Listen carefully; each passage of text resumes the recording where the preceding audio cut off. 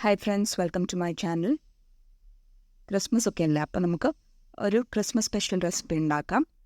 വളരെ സിമ്പിളായിട്ടുള്ള ഒരു ചിക്കൻ സ്റ്റൂ ആണ് നമ്മൾ ഉണ്ടാക്കാൻ പോകുന്നത്.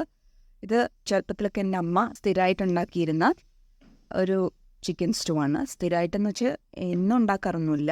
ഒക്കേഷണലി അമ്മ ഞങ്ങൾക്ക് ഉണ്ടാക്കി തന്നിരുന്ന അപ്പത്തിൻ്റെ കൂടെയൊക്കെ കഴിക്കാൻ പറ്റുന്ന ഒരു നല്ല റെസിപ്പിയാണ്. ഇത് ബ്രെഡിൻ്റെ കൂടെയും അടിപൊളിയായിരിക്കും.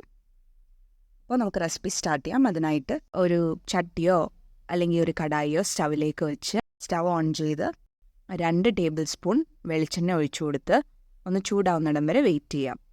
അതിലേക്ക് 2 ഏലക്കയും 2 ഗ്രാമ്പൂവും 1 ബേ ലീഫും ചേർത്ത് കൊടുക്കാം. ഒരു ചെറിയ കഷ്ണം പട്ട ഉണ്ടെങ്കിൽ അതും കൂടെ ചേർത്ത് കൊടുക്കാം. എന്നിട്ടിത് മൂത്ത് വരുന്നിടം വരെ ഒന്ന് ഇളക്കി കൊടുക്കാം. അതിലേക്ക് 2 വലിയ സവാള ചെറുതായി അരിഞ്ഞത് ചേർത്ത് കൊടുക്കാം. എന്നിട്ട് അതൊരു 2-3 മിനിറ്റ് ഒന്ന് വഴറ്റി കൊടുക്കാം. അതിലേക്ക് 1 ടേബിൾ സ്പൂണോളം ജിഞ്ചർ ഗാർലിക് പേസ്റ്റ് ആഡ് ചെയ്ത് കൊടുക്കാം. ഇതിൻ്റെ പച്ചമണമൊക്കെ ഒന്ന് മാറുന്നിടം വരെ നമുക്ക് വഴറ്റി കൊടുക്കാം. അതിലേക്ക് ഈ കാണുന്ന പോലെ ഒരു 3 പച്ചമുളക് ചേർത്ത് കൊടുക്കാം. 1/2 കിലോ ചിക്കൻ ആഡ് ചെയ്ത് കൊടുക്കാം. അതിനുശേഷം നമുക്ക് 2 പൊട്ടറ്റോയും 1 ക്യാരറ്റും ആവശ്യത്തിന് ഉപ്പും 1 ടീസ്പൂൺ മല്ലിപ്പൊടിയും ചേർത്ത് എല്ലാം കൂടി ഒന്ന് നന്നായി ഇളക്കി യോജിപ്പിക്കാം. ഇളക്കി യോജിപ്പിച്ചതിന് ശേഷം നമുക്കൊരു മൂടി വെച്ച് അടച്ച് ചിക്കനിൽ നിന്ന് വെള്ളം ഇറങ്ങുന്നിടം വരെ ഒരു മീഡിയം ഫ്ലെയിമിൽ കുക്ക് ചെയ്തെടുക്കാം. ഇപ്പോൾ മൂടിയൊക്കെ തുറന്നിട്ടുണ്ട്. ചിക്കൻ്റെ കളറൊക്കെ മാറി ചിക്കനിൽ നിന്ന് വെള്ളമൊക്കെ ഇറങ്ങി തുടങ്ങിയിട്ടുണ്ട്. അതിലേക്ക് നമുക്ക് 2 കപ്പ് തേങ്ങയുടെ 2ാം പാല് ആഡ് ചെയ്ത് കൊടുക്കാം.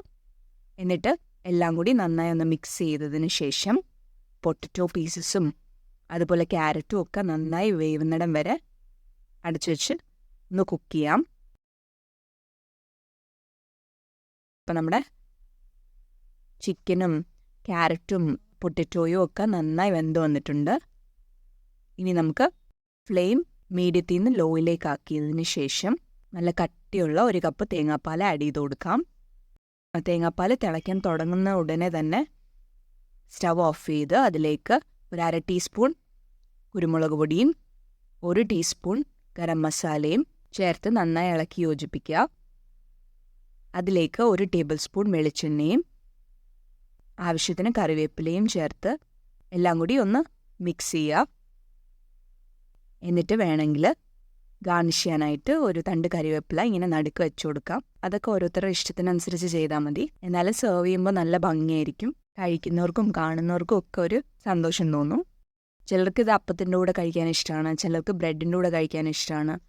ബ്രെഡിൻ്റെ മധുരവും തേങ്ങാപ്പാലും കുരുമുളകും ചിക്കൻ്റെ ഒക്കെ ടേസ്റ്റും കൂടെ ചേരുമ്പോൾ ഒരു പ്രത്യേക ടേസ്റ്റാണ്. അപ്പത്തിൻ്റെ കൂടെയും വളരെ നല്ലൊരു കോമ്പിനേഷനാണ്.